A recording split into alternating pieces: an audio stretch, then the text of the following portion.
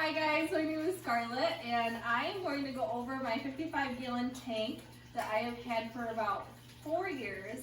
And right now it looks pretty rough because I have been in grad school, I've had a baby, I've been working 2 jobs, I've been doing a lot.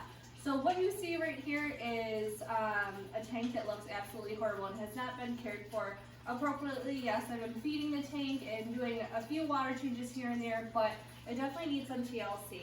So a little bit about me, I have been in, the aquarium hobby for probably over, I want to say, 18 years. I've always had aquariums of some sort, whether they be freshwater or saltwater, but recently within the past 4 years I switched over to saltwater. I thought, oh my gosh, it's kind of a daunting thing. I hear how much upkeep it really takes to, create these habitats and how to maintain them. I was terrified, but I actually ended up taking the plunge and it's been really rewarding. We'll talk about how to clean it, how to upkeep it, and then we can eventually talk about cost, because I know cost is what deters a lot of people from having these saltwater aquariums. So I'm going to just go through how you clean a tank. Mine may be a little different than a lot of people's because I do have like a hang in the back filter. And I do things a little unconventionally compared to a lot of reefers. But like I said, I've had this tank for 4 years and it's been successful. So we will go ahead and show you. So I have these crazy gloves on, but that is because the coral in here, I have zoanthids which can be toxic. And so I always protect myself, I protect my family. And plus, I am a little sketched out by touching some of the stuff. They feel slimy. Some of them can stick to your fingers and things like that. So I always put these huge, crazy gloves on. I did get them on Amazon. I have a few pairs, but this is my main pair because they fit me. My husband has a bigger pair. For him, they're like black ones that come all the way up here, but they come in all different sizes and all different brands. But this one indeed is my favorite, and I can put a link to what gloves these specifically are below. So we're going to go ahead and talk about why my tank looks the way it does. So this purple stuff here is absolutely normal. It's coralline algae. So this means that the tank is actually flourishing. It's not bad, it's like calcium buildup. It actually means that the tank is very healthy. However, it's a pain in the butt to get off. I have to scrape it off manually, and it takes multiple people, especially with how bad it looks right now. We do have the flipper scraper here, which I absolutely love. It's been amazing to use versus, let me show you our other scraper that we have that I had used before, but the flipper definitely blows us out of the water. I do use both, but for my main stuff I go ahead and use the flipper. We also have green, just regular algae. That is, from the photosynthesis, from the specific lights that I have. That's normal in any tank, whether it is freshwater or saltwater. So we are going to go ahead and clean this, and I'll show you how much arm work it takes. And sometimes we gotta pop this off and move it accordingly. But this side here looks pretty awful. And this side in particular actually always gets pretty bad.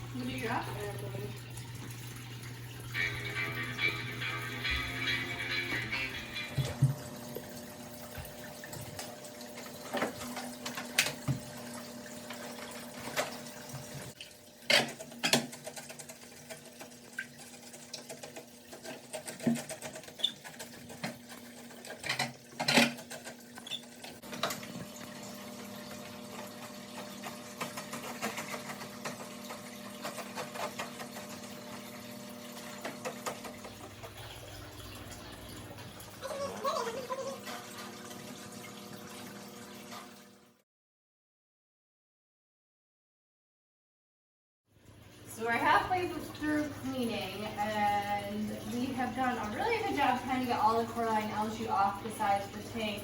However, a lot of it is pretty stubborn and my arms are tired. So I'm going to take a quick break.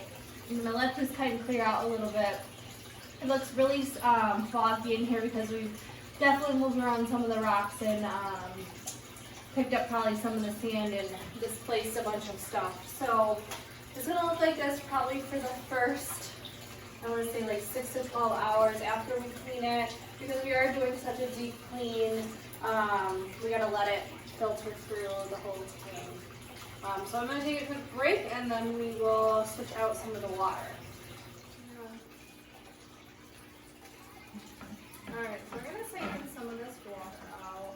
And I use a small siphon just because I like it. I don't like to take a ton out because there was a bunch of ones that already evaporated.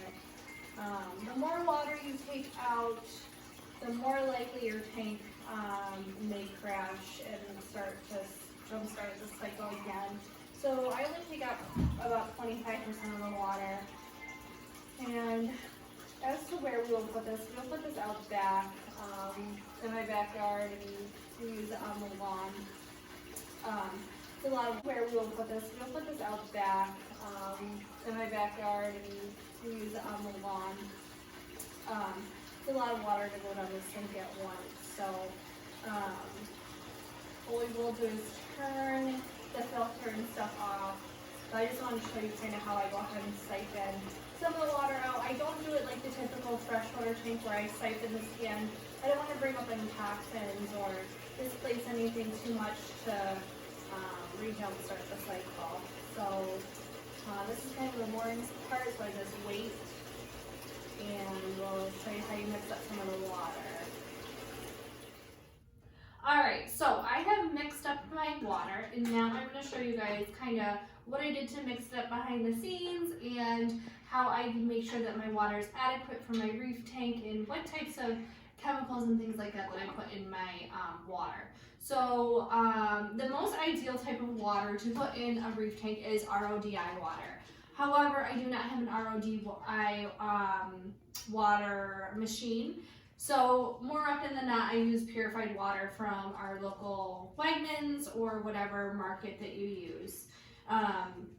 However, it's not always the correct temperature. So if you're really in a pinch and you need to use water from the faucet, which sometimes I definitely do, I go ahead and I use tap water conditioner. You can get this at your local fish store. This one here is $9.49 for this big thing, and this lasted me, I want to say, about 2 years I've had this. So you don't need a ton of it. It is super strength and high concentration formula, but I really rely on this, especially because our water here in Rochester is not that bad. There are some consequences to using the tap water, and that is getting a specific algae that is very difficult to get rid of, and you have to like bomb your tank and things like that. I have had that once in the 4 years, and I was able to essentially put medication in my tank, and it, you know, what we call bombed the tank. The risk that you run with that is ruining some of your coral, and you can lose some fish, especially if you're not putting enough oxygen in the tank when you do use that type of chemical. We'll get into that at another point in time, but right now we do not have that issue, so we're not going to think about having that issue. So what I have here is some water that I've mixed up. So I use reef crystals. You can also get this at your local fish store.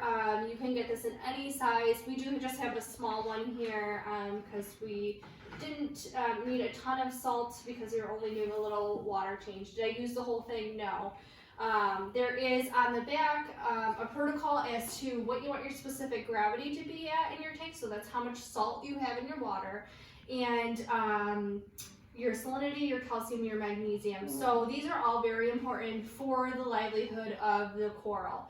And there is a type of salt that you can use for if you are only doing a fish only tank. So me specifically, I do a reef tank, so I have to have the reef crystals with the magnesium and calcium included in it. If I were to use the regular salt crystals, I would have to actually dose my fish tank out with those chemicals. So this is just easier for me because I'm a bit lazy with my tank. I run my tank actually on the higher end of salinity, which I will go through and why I do that. And so you guys can actually just come over here and look at what the water looks like. It's just regular water with a little bit of salt in it. I put it in one of these like Home Depot buckets, and this here is to help me not displace a bunch of the water when I put it in the tank. So I filled it up with water, I put my tap water conditioner in it, or I didn't put tap water conditioner in it because it's already purified water, and I measured out my salt according to the protocol on the back. From there, I make sure that the temperature is adequate with the thermometer, making sure that it's the same as it is in the tank, and then I go ahead and use what we call a hydrometer. So here I have the specific gravity, and it shows you exactly where you should have your specific gravity. So anywhere from 1.02 to 1.023. My tank actually runs a little bit higher than that. So what I do to kind of get that down in a slow fashion, in a safe fashion, is I do add water that's on the lower end. So this right here is at 1.021. So that is adequate. That's enough salt for the tank. So from there, what we can do is go ahead and add it into the tank. So I add it in a fashion so I'm not displacing all the sand, moving everything, disrupting everything. So sometimes it is a two-person job, or I will take a gallon and dunk it in here, or a cup, and slowly put it in. But when it is a two-person job, I have someone holding this up, and then I go ahead and put the plate right inside the tank, and then they pour on top of it, and it trickles around. So that's kind of the situation with the water and how you adequately put your water together for the tank. Okay, so I'm going to switch out my filter cartridges. So I have a hang on the back filter for 120 gallon tank. So my tank is 55, so I run it as double because I do know a reef tank ideally should have a sump, but I have gotten away with having the hang on the back with doubling the filtration. So I'm going to go ahead and take purified water. I'm going to clean these off and activate the charcoal that's in here. And I honestly just use these, and then I use an ammonia filter as well. So I cut this to fit my filter, and it brings down my ammonia levels. And I swear by this. I really think that ever since I started using this, I've had the most success with my tank. So these just pop in the hang on the back filter pretty easily. Just take this off and take these out, pop this in. Super simple. And these are old, as you can see, they're pretty yucky. And here's an old ammonia filter. So that's how you do that.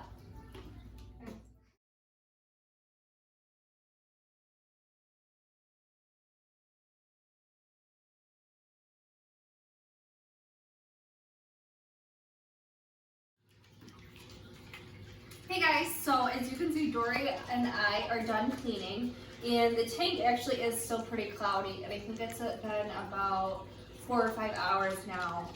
So the tank just has to clear through, and the sand just has to settle. But overall, we got our tank pretty clean. We adjusted some things in the tank. We moved some live rock, and Dory did a great job helping us, didn't you? And he's pretty into the aquariums as well. So thank you guys all so much. You guys can like and subscribe to our new YouTube channel. That would be really awesome. And just quick feedback from you guys for the next video. Would you like to see us upgrade our tank to a 90 or 75 gallon, or would you like to see little Dory go off to the aquarium and explore that? Let us know in the comments below. Thanks.